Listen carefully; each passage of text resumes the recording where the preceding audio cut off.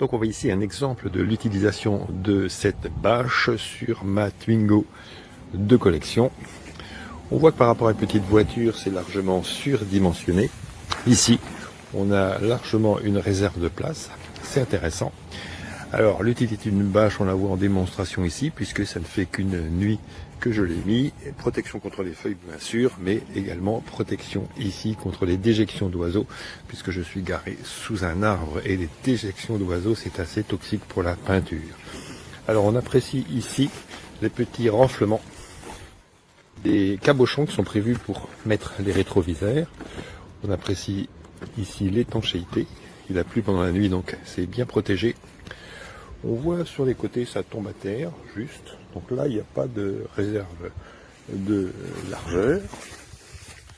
Alors on fait un petit peu le tour. Donc ici en arrière, on voit que ça dépasse bien aussi. Pas de souci particulier.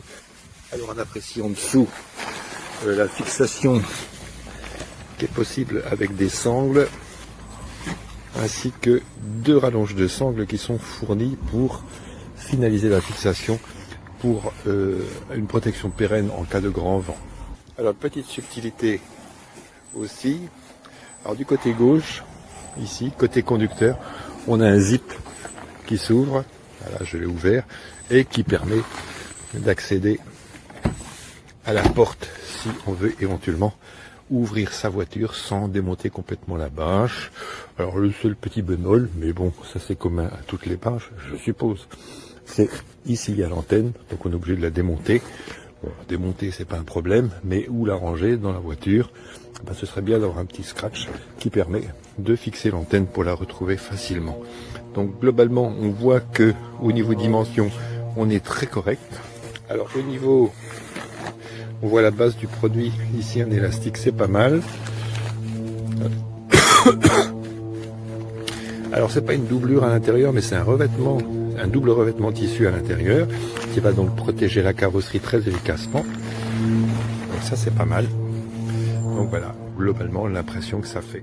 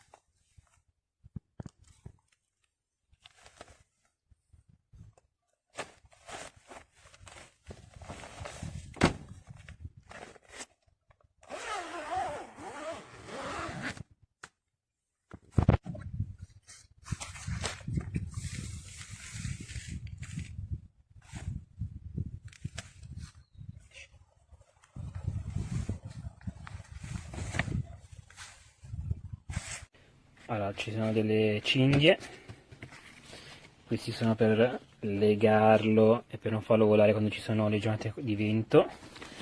Adesso andiamo a vedere invece la copertura. L'interno della copertura è così, fuori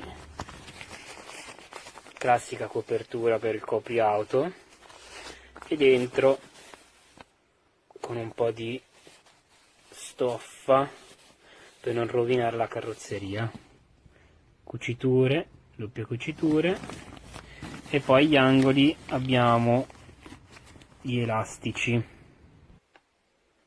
come potete vedere copre fino a tutta la metà della carrozzeria. E poi abbiamo anche il comparto per gli specchietti.